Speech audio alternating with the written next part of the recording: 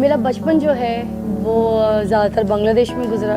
वहीं पे पढ़े भले लिखा सब कुछ वहीं पे सब कुछ हुआ। जैसे आप लोगों ने यहाँ पे अलिब्बे पेते पढ़ी है, मैंने वहाँ पे पढ़ी है शोरिया शोरियो रेशो देरगोईरी, ये वहाँ की अलिब्बे।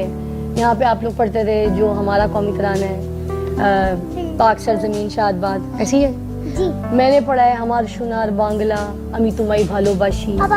अस्सलामुअलैकुम व्यूवर्स, तो कैसे हैं आप लोग। उम्मीद करता हूं आप सब खैरियत से होंगे, ठीक ठाक होंगे।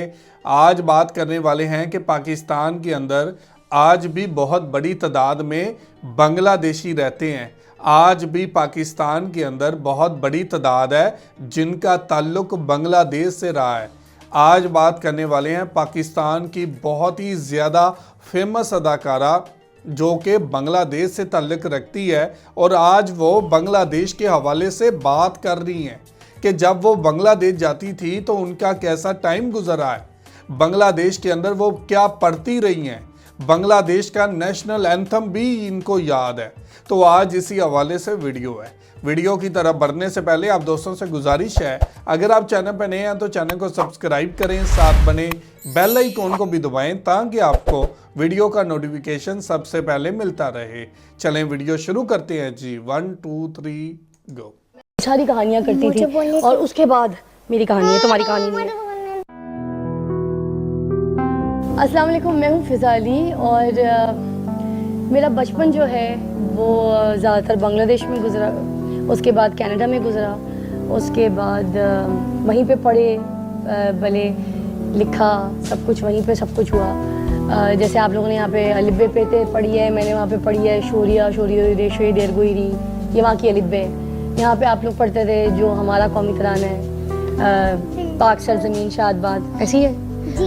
मैंने पढ़ा है हमार शुनार बांग्ला अमी तुम्हारी भालोबाशी। अब आप तो उसके बाद जब मैं पाकिस्तान आई तो पाकिस्तान आके सफ़र यूँ चला के शोबिज़ में आने का शौक़ वॉक नहीं था, टैलेंट बहुत था। रज़ाई के अंदर कभी रेखा बनती थी, कभी अमिताभ बच्चन, हाँ ठीक है, अमिताभ बच्चन बनती थी, कभी उस्मा गिलानी जी बनती थी, ये सारी कहानियाँ करती थी। और उसके बाद मेरी कहानी है, तुम्हारी कहानी नहीं है। अच्छा, उसके बाद फिर कुछ ऐसा सफ़र ऐसा शुरू हुआ कि मैं सीवीयू पर जाती थी खेलने के लिए क्रिकेट। इस उम्र से ही जाती थी खेलने के लिए, मगर जब पाकिस्तान आए तो सीवीयू पे हम लोग क्रिकेट खेलने के लिए जाते थे। वहाँ पे मुझे मिले जावेद फाजिल साहब, हमारी इंडस्ट्री का बहुत बड़ा नाम, जिन्होंने बड़ी बड़ी फिल्में बनाई हैं, बड़ी बड़ी सीनियर एक्ट्रेसेस को चपाया अब आ गए जी, हाँ, तो बड़ी बड़ी सीनियर एक्ट्रेसेस को लॉन्च किया। तो मुझे वहाँ मिले, बड़ी सेलिब्रिटीज़ के साथ वहाँ पे शूट कर रहे थे। तो मेरी विकटें लगी हुई थी, उन्होंने कहा ये विकटें हटाओ यहाँ से, हमने शूट करनी है। तो उन्होंने कहा ऐसे नहीं हो सकता।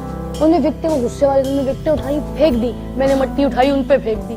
फिर मैं भागी, वो मेरे पीछे भागे, वो अपनी शूट भूल गए, मैं अपना खेल भूल गई, क्योंकि गेम ही ख़राब हो गया था, छोटी थी मगर मैं। फिर उसके बाद हम चल सो चल भाग गए, कोई दिमाग में भी नहीं। 6 महीने के बाद एक बहुत बड़ा नाम है नबीला, वहाँ पे मैं अपना हेड वॉश कराती थी, मेरे बाल घुटने तक लंबे होते थे। तो वहाँ पे मैं बाल वॉश करा रही थी, जनाब मुझे सामने मिल गए, किसी मॉडल का मेकअप चल रहा था उनका, वो करवा रहे।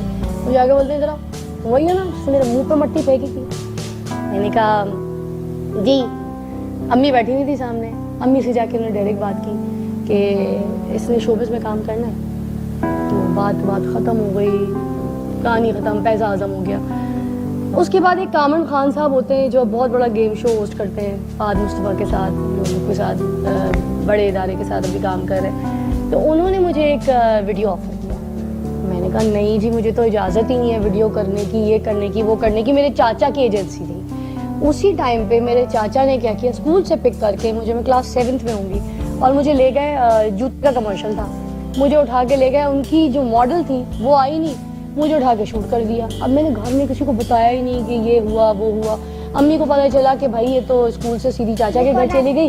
वहाँ जाके अम्मी ने बड़ा हंगामा किया कि हमारे घर में अकेली लड़कियों को रिश्तेदार के घर में भी भेजते थे। अम्मी भी रिश्तेदारों से बहुत कमी मिलती थी, चाचा से वैसे ही बैर था। फिर उसके बाद क्या हुआ कि 5-6 दिन गुजरे, वो कमर्शियल एडिट हो गया, सब कुछ हो गया। ईद का रोज़ जूते ही खरीद के लाई थी। तो मेरी चाल बचपन में ठीक नहीं थी, जूते टूटते रहते थे, तो जूते ही खरीद के लेकर आए थे। डब्बे खोल रहे थे सामने, भाई बैठे हुए, हम लोग 5 भाई 3 बहनें, सारे घर भरे हुए। तो जैसे ही मैंने जूते का डब्बा खोला तो सामने ना टीवी पे मेरा कमर्शियल चल गया। मैं ही चीखे मार मार के बता रही, अम्मी मैं आ रही हूँ, भाई मैं आ रही हूँ, अम्मी मैं आ रही हूँ, मैं आ रही हूँ, मैं। सब ने देखा कमर्शियल, और उसके बाद फिर मुझे देखा। फिर जब मैंने उनको गौर से देखा उन्होंने मुझे देखना ही छोड़ दिया। तो ये मेरे हालात थे, वहाँ से पकड़ी गई। फिर चल सो चल वो वीडियो भी कर लिया, इजाज़तें भी मांगी, लड़ाइयाँ भी की। तो उसके बाद मैंने मेहंदी ड्रामा किया जावेद फाजिल साहब के साथ, और फिर वहाँ से कहानियाँ शुरू हो गई। फिर लाहौर में आई, लगन किया दूसरा ड्रामा, और करते करते करते करते आज इसके साथ ज़िंदगी गुजर रही है। सबसे बड़ा ड्रामा और फिल्म यही है मेरी ज़िंदगी में, इससे बड़ा कुछ नहीं है, जो है यही है।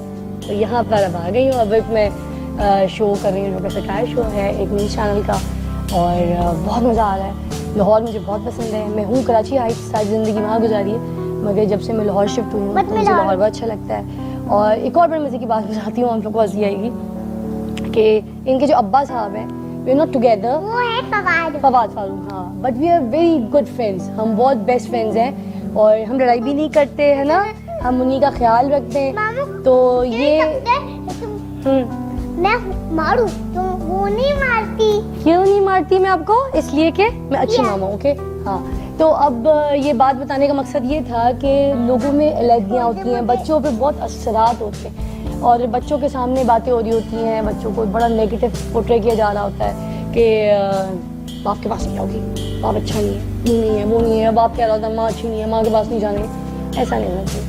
अगर आप लोगों ने कोई ऐसा रास्ता अख्तियार भी किया है तो बच्चों की सोच जो है ना वो दिमाग में रखनी ज़रूरी है कि आपके बच्चे आपको आगे चल के इज़्ज़त से देखें, इज़्ज़त की नज़र से देखें, और बच्चों के लिए आपको बहुत सारे कॉम्प्रोमाइज़ करने पड़ते हैं। तो खैर we are still good friends, और हम लोग बच्चों के जो है बारे मतलब अगर हमने बेटी के बारे में नहीं सोचा होता तो आज हम एक दूसरे के भी दुश्मन होते। तो जितने लोग अलहदा होते भी हैं उनको बच्चों के बारे में सोचना चाहिए। That's the message. Thank you. तो उसके बाद जब मैं पाकिस्तान आई तो पाकिस्तान आके सफ़र यूँ चला कि शोबिज़ में आने का शौक़ वॉक नहीं था, टैलेंट बहुत था। रज़ाई के अंदर कभी रेखा बनती थी, कभी अमिताभ बच्चन, हाँ ठीक है, अमिताभ बच्चन बनती थी, कभी उस्मा गिलानी जी बनती थी, ये सारी कहानियाँ करती थी। और उसके बाद मेरी कहानी है, तुम्हारी कहानी नहीं है। अच्छा, उसके बाद फिर कुछ ऐसा सफ़र ऐसा शुरू हुआ कि मैं सीव्यू पर जाती थी खेलने के लिए क्रिकेट। इस उम्र से ही जाती थी खेलने के लिए। मगर जब पाकिस्तान आए तो सीव्यू पे हम लोग क्रिकेट खेलने के लिए जाते थे। वहाँ पे मुझे मिले जावेद फाजिल साहब, हमारी इंडस्ट्री का बहुत बड़ा नाम, जिन्होंने बड़ी बड़ी फिल्में बनाई हैं, बड़ी बड़ी सीनियर एक्ट्रेसेस को चंपाया अब आ गए जी, हाँ, तो बड़ी बड़ी सीनियर एक्ट्रेसेस को लॉन्च किया। तो मुझे वहाँ मिले, बड़ी सेलिब्रिटीज़ के साथ वहाँ पे शूट कर रहे थे। तो मेरी विकटें लगी हुई थी, उन्होंने कहा ये विकटें हटाओ यहाँ से, हमने शूट करनी है। तो उन्होंने कहा ऐसे नहीं हो सकता। उन्होंने विकटें, वो गुस्से वाले, उन्होंने विकटें उठाई फेंक दी, मैंने मट्टी उठाई उन पर फेंक दी। फिर मैं भागी, वो मेरे पीछे भागे, वो अपनी शूट भूल गए, मैं अपना खेल भूल गई, क्योंकि गेम ही ख़राब हो गया था, छोटी थी मगर मैं। फिर उसके बाद हम चल सो चल भाग गए, कोई दिमाग में भी नहीं। 6 महीने के बाद एक बहुत बड़ा नाम है नबीला, वहाँ पे मैं अपना हेड वॉश कराती थी, मेरे बाल घुटने तक लंबे होते थे। तो वहाँ पे मैं बाल वॉश करा रही थी, जनाब मुझे सामने मिल गए, किसी मॉडल का मेकअप चल रहा था उनका, वो करवा रहे। मुझे आगे बोलते हैं जरा वही है ना मेरे मुँह पर मट्टी फेंकी थी। मैंने कहा जी, अम्मी बैठी हुई थी सामने, अम्मी से जाके उन्होंने डायरेक्ट बात की कि इसने शोबिज़ में काम करना है। तो बात ख़त्म हो गई, कहानी ख़त्म, पैसा आज़म हो गया। उसके बाद एक कामरान खान साहब होते हैं जो बहुत बड़ा गेम शो होस्ट करते हैं फाद मुस्तफ़ा के साथ, लोगों के साथ, बड़े इदारे के साथ अभी काम कर रहे हैं। तो उन्होंने मुझे एक वीडियो ऑफर किया। मैंने कहा नहीं जी, मुझे तो इजाज़त ही नहीं है वीडियो करने की, ये करने की, वो करने की। मेरे चाचा की एजेंसी थी। उसी टाइम पे मेरे चाचा ने क्या किया, स्कूल से पिक करके मुझे, मैं क्लास 7th में होंगी, और मुझे ले गए, जूते का कमर्शियल था, मुझे उठा के ले गए। उनकी जो मॉडल थी वो आई नहीं, मुझे उठा के शूट कर दिया। अब मैंने घर में किसी को बताया ही नहीं कि ये हुआ वो हुआ। अम्मी को पता चला कि भाई ये तो स्कूल से सीधी चाचा के घर चली गई। वहाँ जाके अम्मी ने बड़ा हंगामा किया कि हमारे घर में अकेली लड़कियों को रिश्तेदार के घर में भी भेजते थे। अम्मी भी रिश्तेदारों से बहुत कमी मिलती थी, चाचों से वैसे ही बैर था। फिर उसके बाद क्या हुआ कि 5-6 दिन गुजरे, वो कमर्शियल एडिट हो गया, सब कुछ हो गया। ईद का रोज़ जूते ही खरीद के लाई थी। तो मेरी चाल बचपन में ठीक नहीं थी, जूते टूटते रहते थे, तो जूते ही खरीद के लेकर आए थे, डब्बे घोल रहे थे सामने, भाई बैठे हुए, हम लोग 5 भाई 3 बहनें, सारे घर भरे हुए। तो जैसे ही मैंने जूते का डब्बा खोला तो सामने ना टीवी पे मेरा कमर्शियल चल गया। मैं ही चीखे मार मार के बताने लगी, अम्मी मैं आ रही हूँ, भाई मैं आ रही हूँ, अम्मी मैं आ रही हूँ, मैं आ रही हूँ। तो जी व्यूअर, ये थी वीडियो, और आपने देखा कि उनकी बच्ची कितना ज़्यादा तंग कर रही है, मुझे बात करने दे, मुझे बात करने दे। तो ये अदाकारा ने बताया कि इनका तल्लक बांग्लादेश से है, ये बांग्लादेश में रहते थे, बांग्लादेश में स्कूल में पढ़ते थे, बांग्लादेश का नेशनल एंथम इनको याद है, तो आप अंदाज़ा लगाएं पाकिस्तान में ये बहुत ही ज़्यादा शोहरत कमा चुकी हैं। पाकिस्तान का बहुत बड़ा नाम है ये, पाकिस्तान के ड्रामा के अंदर बहुत बड़ी अदाकारा हैं ये। और आज देखें यहाँ पर बैठकर, पाकिस्तान में बैठकर बांग्लादेश को याद कर रही हैं, बांग्लादेश के अंदर गुजारे हुए लम्हात को याद कर रही है, वो वक्त याद कर रही है जब ये बांग्लादेश में हुआ करती थी, बांग्लादेश के अंदर स्कूल की एजुकेशन को याद कर रही हैं। और आज वो बंगाली भी बोल रही हैं, इनको आज भी बंगाली लैंग्वेज आती है। तो ये थी आज की वीडियो। आप इस वीडियो के बारे में क्या कहना चाहते हैं ज़रूर कमेंट करके हमें बताइएगा। बहुत शुक्रिया।